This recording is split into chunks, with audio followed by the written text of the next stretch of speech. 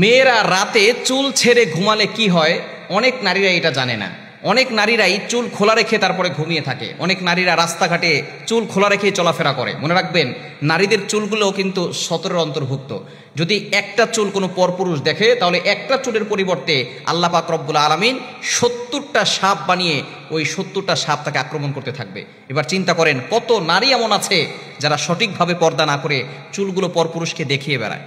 এই চুলগুলো কিন্তু খুবই গুরুত্বপূর্ণ। অনেকে এই চুল খোলা রাখে এবং নবীজি সাল্লাল্লাহু আলাইহি সাল্লাম জানিয়ে দিয়েছেন যে নারীরা চুল খোলা রেখে বাইরে বের হবেন। অবশ্যই তারা চুলটাকে ভালো করে ঢেকে, ভালো করে পর্দা করে তারপরে মানুষের সামনে যাবে।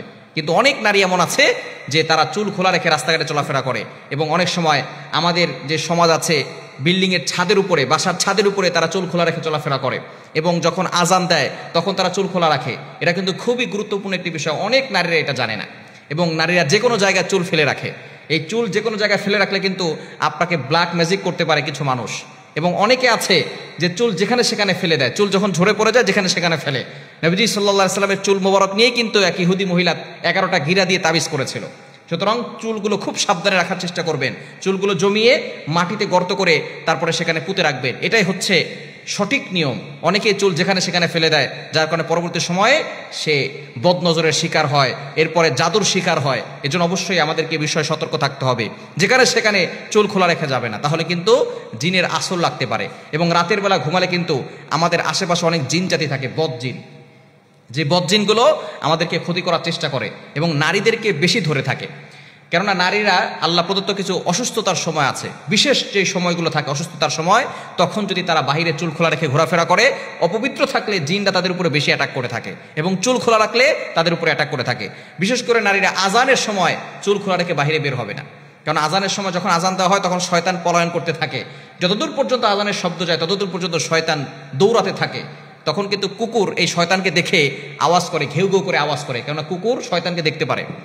যখন শয়তান দৌড়াতে থাকে, এই দৌড়ানোর সময় যদি কাউকে দেখে, কোনো মেয়েকে যদি দেখে চুল খোলা দিয়ে রাস্তায় আসতেছে, তখন ওই মেয়ের উপরে অ্যাটাক করে, ওই মেয়ের উপরে আসর করে থাকে, ওই মেয়ের উপরে সে ভর করে থাকে। তখন কিন্তু ওই মেয়েটা কঠিন বিপদে পড়ে যায়। দেখবেন এরকম অনেক মেয়ে আছে যাদেরকে জিনে ধরেছে। এরকম চুল খোলা রেখে আজানের সময় বাইরে হেঁটেছে অথবা ছাদে ঘুরেছে, তখন জিনের সামনে পড়েছে, জিন ধরে নিয়েছে। সুতরাং রাতের বেলা ঘুমানোর সময়ও আপনি চুল খোলা রেখে ঘুমাবেন না, চুল খোলা রেখে ছেড়ে দিয়ে তারপরে ঘুমাবেন না। হতে পারে কোনো জিন আপনাকে দূর থেকে অ্যাট্রাকশন করতে পারে, আর জিন যদি একবার কাউকে ধরে তাহলে কিন্তু কঠিন বিপদে পড়ে যায়। যখন কোনো মানুষের ভিতরে জিন ভর করে তখন কিন্তু সেই মানুষের কতটা কষ্ট হয়, যাদের উপরে ভর করে তারাই মাত্র বুঝতে পারে, এছাড়া অন্য কেউ বুঝতে পারবে না। যখন ভর করে ভিতরে ঢুকে তখনও কষ্ট হয়, যখন বের হয় তখনও কষ্ট হয়। এজন্য একজন মানুষকে একবার অসুস্থ করে ফেলে, অনেক মা বোনদের উপরে এরকম জিন জাতি আসর করে তাকে আস্তে আস্তে অসুস্থ করতে করতে সে এক পর্যায়ে দুনিয়া থেকে বিদায় হয়ে যায়।